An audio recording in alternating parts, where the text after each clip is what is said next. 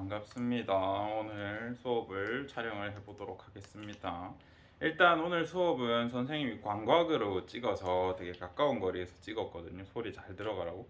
그래서 왜곡이 좀 있어요. 그래서 쌤 머리 사이즈를 보면 뭐 머리가 커졌다 작았다, 글씨가 커졌다 작았다 할 수도 있는데 일단 이렇게 찍어보고 영 이상하다 싶으면 선생님이 다른 방법을 한번 찍어보도록 하겠습니다. 시작합시다. 오늘부터 할 내용은 뭐냐면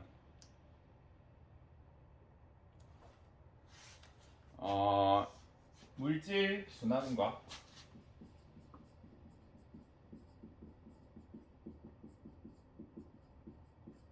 에너지 흐름이란 단원입니다. 지난 시간에 원격으로 진행하긴 했었는데 학생들이 이해하는 걸 보니까 조금 이런 식으로 강의식으로 제대로 해주는 게 좀 더 나을 것 같아서 한서로 준비했습니다. 그때 선생님이 한 가지 말을 잘못했었는데요. 물질 흐름과 에너지 순환 이런 식으로 말을 한 부분이 있더라고요. 그래서 그거 착각하지 마시고 우리 지구에서는 물질은 순환되고 에너지는 흐른다. 이렇게 이해해 주시는 게 더 좋을 것 같습니다. 그러면 간단하게 보도록 하지요. 어떤 이야기를 하고 싶은 거냐면 태양이 여기 있어. 지구는 결국 태양의 빛 에너지를 받아서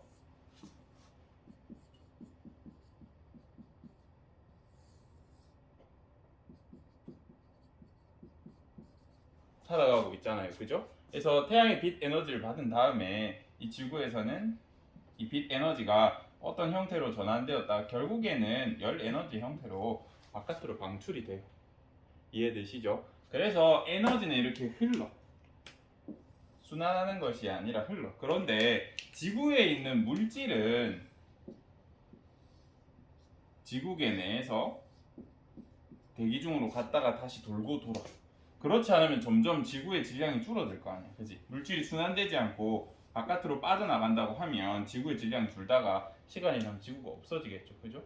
그래서 이것을 좀 잘 주의해서 물질은 순환하고 에너지는 흐른다. 이렇게 생각해 주시면 됩니다. 그런데 요 중에 우리가 봐야 할 물질 중에 어떤 물질이 중요하냐면 N이랑 C랑 P를 중점적으로 보는데 우리는 N이랑 C 위주로 봅시다. P는 다음에 기회 되면 설명해 줄 수 있을 것 같고 N이랑 C를 기준으로 한번 보도록 하겠습니다.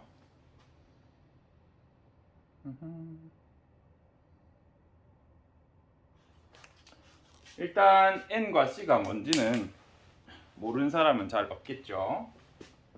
N은 질소, C는 탄소잖아요. 그죠?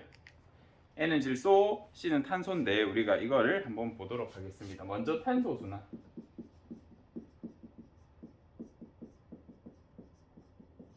탄소 순환을 보면요. 이 탄소는 어떤 형태로 순환이 일어나냐면 먼저 탄소 동화. 좀 천천히 해도 예쁘게 쓸까? 글자를. 여러분 어차피 배속으로 할 거죠. 제가 그러면 좀 천천히 쓰겠습니다. 그 다음에 호흡. 그 다음에 퇴적. 그 다음에 연속. 이런 것들을 통해서 탄소는 돌고 돌아요. 우리가 탄소 동화라는 말은 낯설지만 동화라는 말은 배웠죠. 물질 순환의 한 방법이잖아.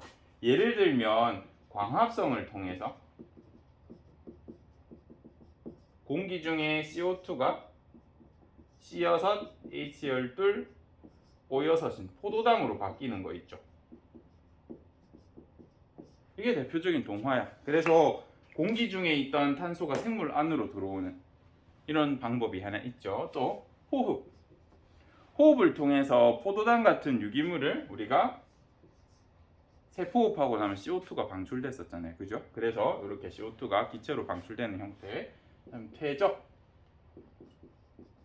우리 수많은 탄소들이 화석의 형태로 되어 있고 이걸 에너지로 이용하는 경우에 불로 태워서 연소를 시켜서 또 이산화탄소를 방출하게 하는 이런 방식으로 쓰고 있어요. 또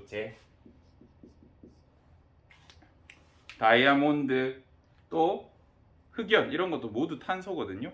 이런 거 퇴적돼서 우리가 화석, 다이아몬드, 뭐 흑연 등등의 형태로도 퇴적이 되어 있고 이런 걸 연소시켜서 재나 탄소를 이렇게 발생시키면 이게 모두 탄소야. 그래서 어떻게 돌고 도는지 한번 보면 가장 기본은 기체 상태의 CO2 말고도 뭐 메테인이라든지 이런 형태로도 분명히 기체로 돌아다니고 있습니다. 이건 좀 제외하고 이것들이 먼저 식물에 의해서 광합성으로 이렇게 식물 안으로 들어오겠죠. 그러면 이 식물들을 우리가 동물들이 이렇게 소비자들이 생산자라고 표현할게요. 생산자가 흡수한 CO2를 소비자들이 이렇게 이용하게 되고 이 소비자들은 똥 또는 뭐 사체 이런 형태로 이 탄소들을 배출한단 말이야. 바깥으로 보내고 그럼 이거를 분해자가 이용을 해서 이 탄소를 받아들여요. 또는 이 동물들도 식물들도 결국 에너지를 얻기 위해서 세포호흡을 하죠.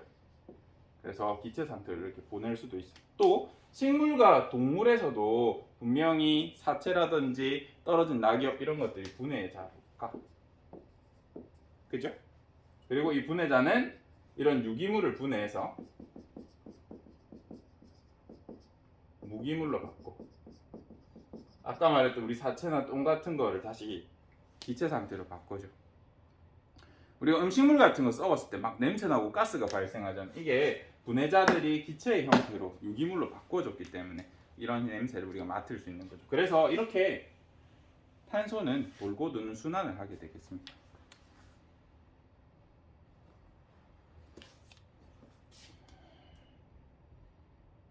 지금 우리가 문제시되는 게 지금 요거 아닙니까? 잠깐 지구온난화 얘기를 할게요.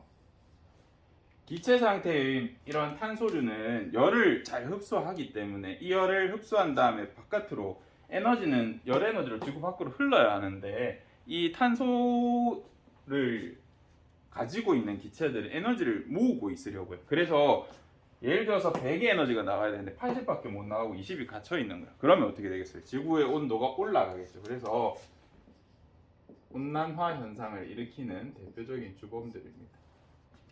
이것도 하나 알아두시면 좋겠죠. 또 이산화탄소의 농도가 높아진다라고 하면 지구가 가질 수 있는 열 에너지가 점점 증가한다가 될 수 있을 것이고 이걸 막기 위해서 지금 각국에서는 탄소 협약을 맺어서 탄소 배출량을 줄이자라고 하고 있어요. 근데 결국엔 탄소 배출량을 줄이자 하는 말은 화석 연료 쓰지 마라, 석유, 석탄, 기름 쓰지 마라 라는 얘기예요. 그럼 우리가 이걸 사용하지 않고 계속 발전하면서 현대 사회를 유지하려고 하면 뭐가 필요할까? 그렇죠. 최근에 이제 친환경 에너지,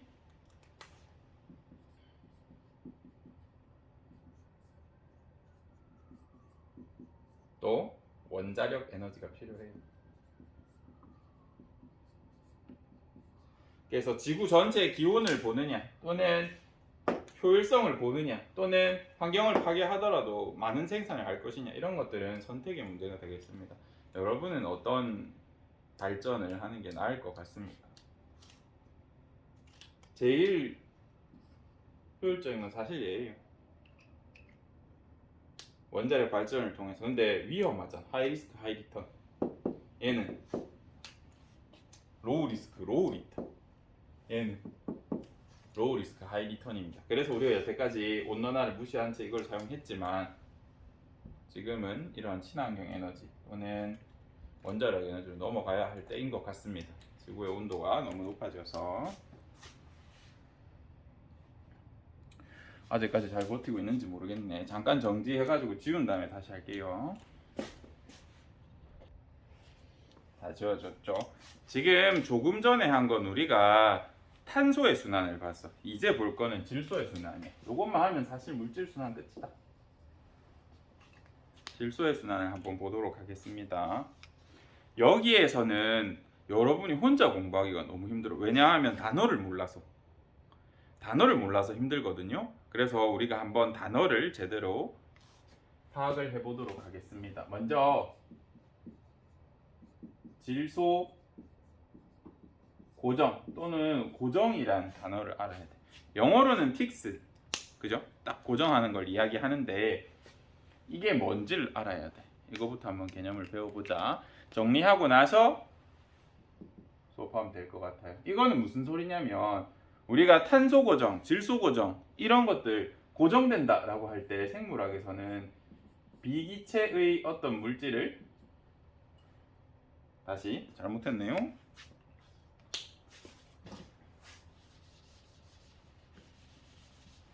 기체 상태의 물질을 비기체 상태로 바꾸는 걸 우리 고정이라 그래. 기체로 날아다니는 걸 딱 물질로 멈춰놓기 때문에 날아다니는 걸 잡는 느낌이잖아. 그래서 고정되었다라고 표현을 할 수 있습니다. 또 질산화라는 과정도 우리 질소의 순환을 하다 보면 많이 보는 단어예요. 여기를 쌤이 왜 강조를 하냐면 혼자 공부하려고 하면 여기는 공부하기가 너무 힘들어. 모르는 용어가 많아서. 그래서 선생님이랑 한 10분, 20분 간단하게 하고 여러분이 정리하면 훨씬 빠를 겁니다. 이해되시죠? 질산화라는 건 예를 들어서 뭐 암모늄 이온, 암모니아랑 암모늄 이온은 차이 알죠? NH3가 암모니아고 얘가 수소 한 개를 더 받으면 물에서는 이온 형태가 되면 암모니아가 암모늄이라고 합니다. 화학이나 통합과에서 배웠죠? 모르려나? 어쨌든 이게 질산이라고 하는 물질, 얘가 질산이거든요. 질산이라고 하는 물질로 바꾸어지는 이 과정을 우리가 질산화라 그래. 다시 얘가 아니어도 됩니다. 어떤 물질, 어떤 물질들이 존재한다고 했을 때 얘가 질산의 형태로 어떤 과정에서 변한다면 이건 모두 질산화라고 해줄 수 있습니다. 이해되시죠? 그 다음에 뭐가 있냐면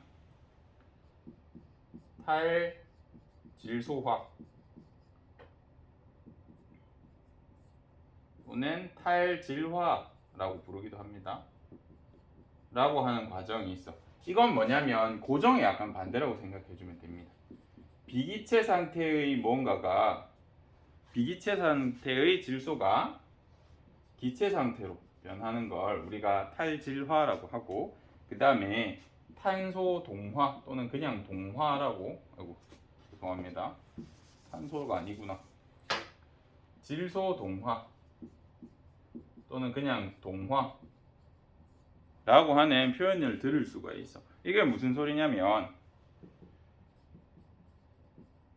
질소를 가진 화합물이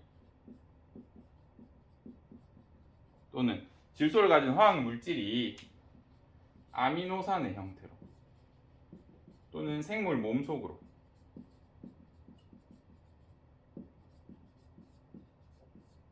동화되는 거예요. 동화라고 하면 물질 대사에서 작은 게 큰 게 되는 거, 분자량이 적은 게 많은 게 되는 거, 에너지를 흡수하는 거, 흡열 반응 이런 것들을 말하잖아요. 결국 생명체 몸 안에 이 질소가 들어간다는 소리야. 들어갈 때 우리 아미노산의 형태로 들어가잖아. 그지? 아미노산 CHON에서 질소가 여기 포함되어 있잖아요. 그죠? 생물체 몸에 들어간다는 건 이렇게 아미노산의 형태로 들어간다 라고 봐주시면 돼요. 이 용어를 먼저 정리하지 않고 만약에 질소 순환의 과정을 본다고 하면 여러분 너무 어려울 거야. 그럼 같이 해보자. 어디까지 나오죠? 오케이, 오른쪽 충분히 나오네. 질소 순환에서 먼저 요걸 볼 겁니다. 우리 기체로 우리 공기 중에 질소는 N2의 형태로 이렇게 존재해요. 그 다음에 얘가 어떠한 과정에 의해서 이렇게 암모늄 이온이 될 수도 있고 또는 질산이 될 수 있어. 이렇게 기체 상태의 질소가 기체가 아닌 상태, 새로운 물질의 상태가 된 경우, 얘네는 모두 비기체거든요. 얘도 비기체. 기체 상태의 질소가 비기체가 됐으니까 이거 뭐라 부를 수 있어? 고정 또는 질소 고정이라 할 수 있겠죠. 이라는 과정을 이렇게 할 수 있습니다. 질소 고정. 그러면 이 비기체 상태의 다른 형태의 질소 물질이 이렇게 질산으로 변하는 거. 요 과정 뭐랄까? 그렇죠. 질산화. 라고 할 겁니다. 그러면 비기체 상태의 어떤 질소든 우리가 결국 흡수해서 또는 생물, 식물, 동물들이 모두 흡수해서 동화하고자 할 거 아니야. 얘는 왜 필요해? 흡수해서 내 몸에 필요한 단백질 만들어야 되잖아. 그죠? 그래서 아미노산이 되는 거. 요거를 우리가 질소 동화라고 그래요.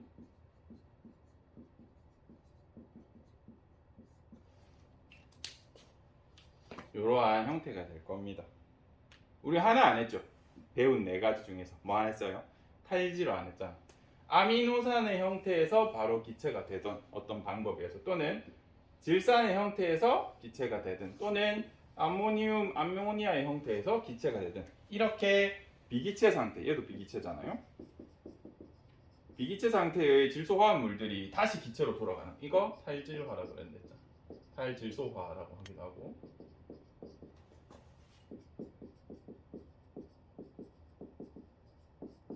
질소의 순환은 이렇게 일어나. 질소의 순환은 이렇게 쉬운데 혼자 공부하면 이해가 안 돼. 왜냐하면 이 말이 어려서. 근데 쌤이랑 말 한번 정리했고 과정이 어떻게 일어나는지를 봤으니까 우리 이거는 좀 잘 이해해 주셨으면 좋겠어요. 그런데 이렇게 다른 기체랑 다르게 이 질소라는 기체는 약간 특이한 점이 하나 있어요. 질소는 기체 상태로 N2로 존재한다 그랬잖아요. 그죠? 그래서 공기 중에 질소가 많다는 거 여러분 배워요. 우리 대기 중에 공기 중에 한 80%, 약 80%, 뭐 78% 이렇게 표현하는데 이 정도는 전부 질소 기체예요. 그러면 동물 식물들이 어디에서 질소를 이용하면 제일 좋아? 공기에 있는 거 먹으면 되잖아. 우리 사실 이론상 단백질 먹을 필요가 없어. 다른 동물 먹을 필요 없어. 우리가 만약 공기 중에 있는 질소를 분해해서 내 몸에 넣을 수 있다면 고기 먹을 필요 없이 숨만 쉬어도 진짜 에너지가 만들어져. 근데 왜 안 될까? 이 질소란 놈은 특이해서 여러분 공유결합이라는 거 들어봤나요? 우리가 보통 뭐 메탄 이런 거 그려보라 하면 분자식, 분자 구조식 이런 거 보면 막 이렇게 그리잖아요. 요때 이렇게 줄 하나로 표시하는 게 공유결합이야. 1학년 때 배웠는데 기억이 잘 안 나겠죠? 전자라는 것을 공유하면서 이렇게 서로 끌어당기는 힘을 가지는 건데 질소는 N2 상태, 이런 기체 상태로 될 때 공유결합이 무려 3개야. 이게 별거 아닌 것 같은데 예를 들어서 1개짜리 공유결합이 세상에 존재한다 치자. 이렇게 되어 있다 치자. 요때 에너지가 100이 들어. 질소끼리 합쳐져 있을 때 단일 공유결합으로 되어 있으면 에너지가 100이야. 여기를 깨려고 할 때 필요한 에너지. 근데 만약에 이중 공유결합이라 돼 있으면 이게 하나가 100이니까 200 들면 깨지지 않느냐 생각하는데 아니야. 300은 들여야 깨져. 3개일 때는 그러면 300이니까 한 500 정도면 깨지지 아니 900은 줘야 돼. 말이 900이지 이 900을 낼 수 있는 방법은 생물이 낼 수 있는 방법은 진짜 힘들어. 기체 상태로 존재하는 이 N2라는 물질은 무려 공유결합이 3개야.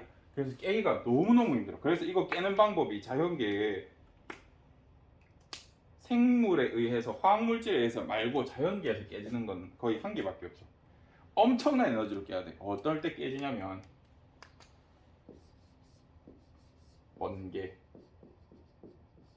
번개 정도는 돼야 여기에 충격을 줘서 이 질소를 깰 수 있어. 그러면 공기 중에 질소 말고 또 산소도 많잖아요. 그러면 질소가 번개 맞고 깨지면서 옆에 있는 산소랑 또 결합해서 이렇게 질산이 되기도 하고 이런 현상들이 생겨. 그래서 번개가 우리 삶에서 어떻게 필요해요라고 하면 질소를 깨서 우리가 사용할 수 있는 형태로 바꿔줄 수 있어. 이해되시죠? 번개의 중요성. 그래서 번개가 하는 일이 뭐냐라고 하면 질소 고정을 번개가 해줘요.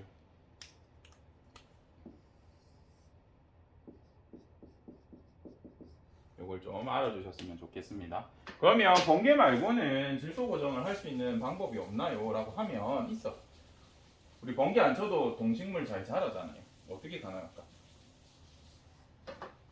라고 하면 이 안에 얘를 깨는데 필요한 에너지가 얼마나 그래서 900 정도라 그랬잖아. 그러면 얘를 깨면 이 안에 에너지가 있다는 소리잖아. 우리가 결국 포도당 왜 먹어요? 여기 숨어있는 결합을 깨면서 이 속에 들어있는 에너지를 먹는 거잖아. 그치? 이게 우리가 여태까지 ATP를 합성하는 방식이었단 말이야. 1학기 때 배웠던 내용. 이거를 깰 수 있으면 큰 에너지를 얻을 수 있어. 근데 깨기가 어려워서 안 하는 거야. 비효율적이니까. 근데 어떤 생물은 이거 깨는데 목숨을 걸고 이걸 깨서 먹고 사는 애들이 있어. 그런 애들을 우리가 뭐라고 하냐면 세균 중에 존재하거든요. 질소를 공기 중에 질소를 기체 상태의 질소를 깨서 이렇게 만들어주는 애가 있어. 얘를 질소 고정 세균이라 그래요. 그러면 대표적으로 질소 고정 세균이 뭐가 있는지 우리가 꼭 아셔야 됩니다. 먼저 아조토박터라는 질소 고정 세균이 있어요. 질소 고정 세균 이름은 꼭 알아야 된다. 너무 시험에 잘 나와서. 그다음 뿌리혹 박테리아라는 게 있어요.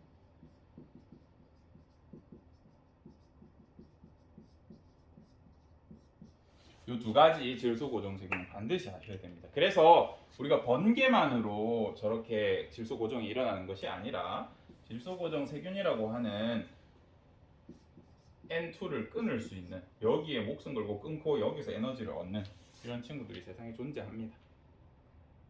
그거를 알아주셨으면 좋겠어요. 그러면 번개 말고도 어떤 방식으로 질소 고정 세균이 질소를 고정해줘요?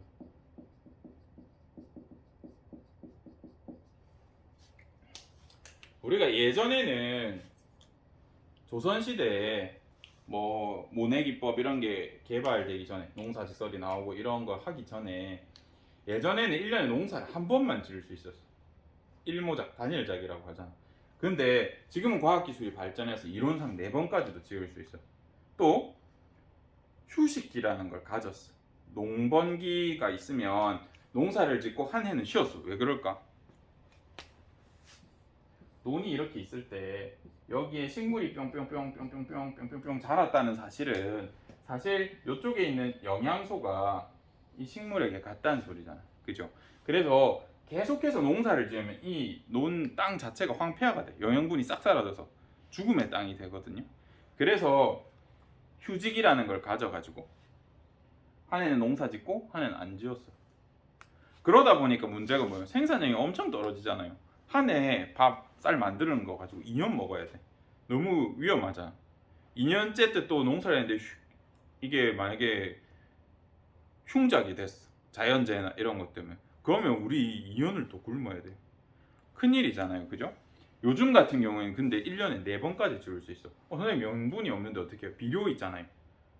비료 말고도 비료가 나온 거는 최근이잖아. 비료가 나오기 전에도 우리도 1년에 2번, 3번 농사를 지을 수 있는 기술이 있어. 뭐냐면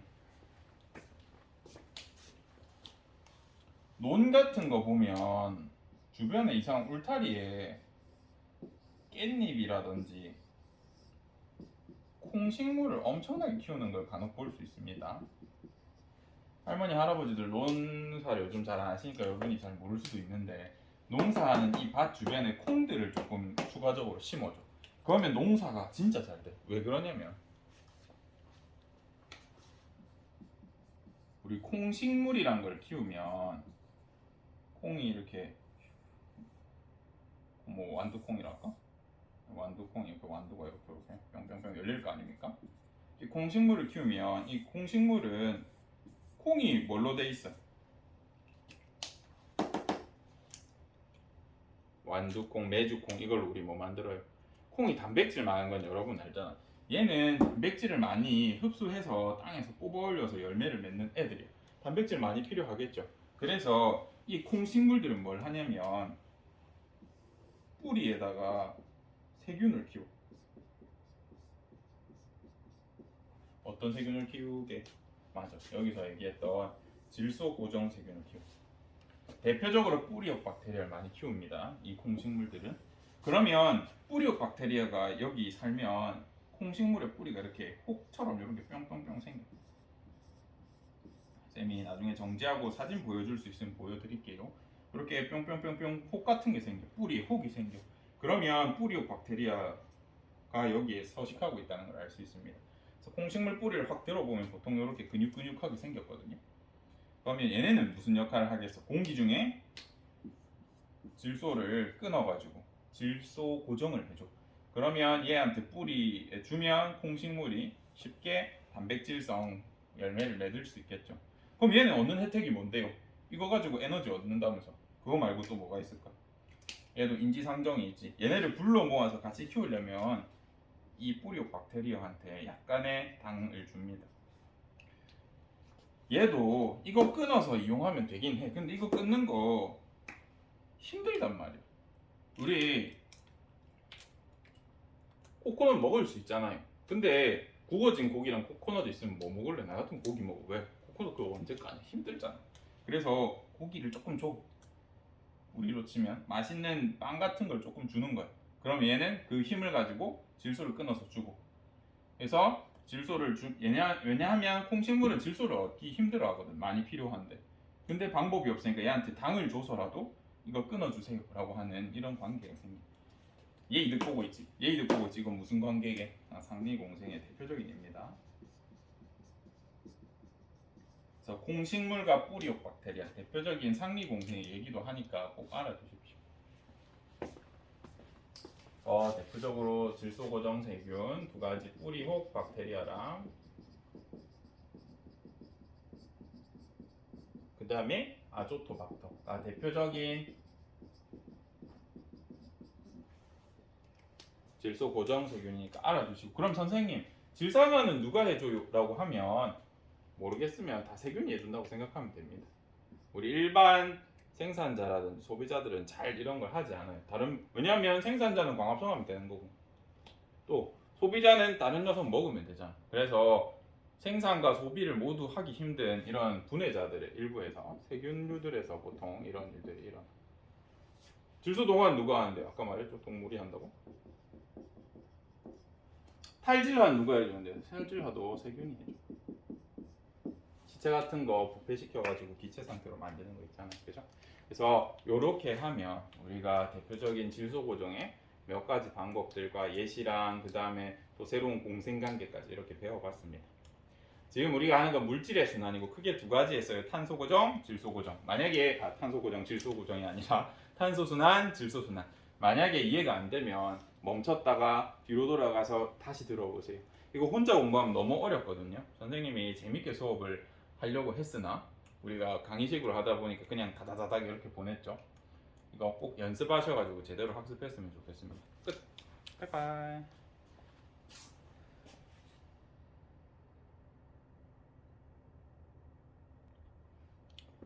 깜빡한 게 있는데 우리 뿌리옥 박테리아 어떻게 생겼는지 한번 보자. 보고 한번 보고 또 아까 볼 게 있었나?